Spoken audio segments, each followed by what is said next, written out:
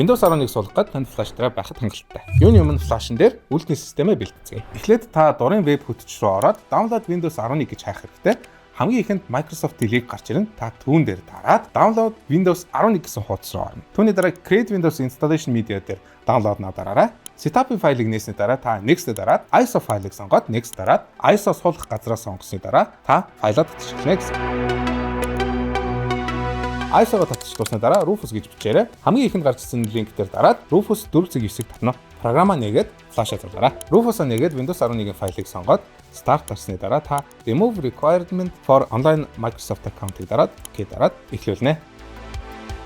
Ингээд Windows 11-тэй флашаа бэлдэж дуслаа. Одоо суулгацгаая. Home асахта удаа Delete дарж BIOS руу орно.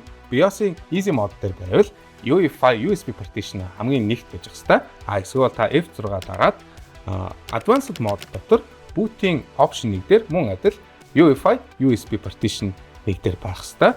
Тэрний дараа F10 дараад Save Changes exit дээр Yes дарахад болно. Ингээд Windows 11 setup руу орлоо. Хамгийн ихэнд хилээ тохиоргоо гарч ирнэ. Тэрэндээ та Next дараад keyboard-ийн тохиоргоон дээр мөн адил Next дараад түүний дараа Windows 11 суулгах уу эсвэл PC-гээ засах уу гэдэг дээр нь суулгах гэдгийг дараад зөвшөөрлийг нөгөөд Next дарна. Лиценз key оруулах хэсгээр та өөрт байгаа түлхүүр оруулах юм уу? Don't have product key-г дарах боломжтой. Дараа нь Windows-ийн хувилбарыг сонгоно. Танд Windows 11 Pro сонгохыг зөвлөж байна. Ингээд диск хаан суулгахын сонголт гарч ирж байна. Бидний хувьд 256 GB-ийн систем нь 238-аар гарч ирж байна. Энэ дээр бид Next дараад Install эхлүүлж байна.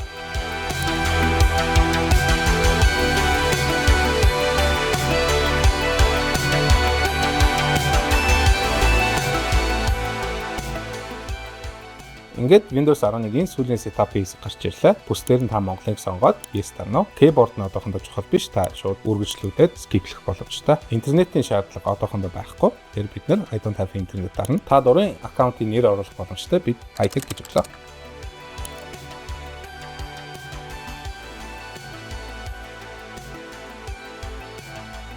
Ингээд Windows 11 амжилттай суулглаа. Та дараа нь Windows-ийнхаа апдейтыг уншуулахад хэмжээрэй.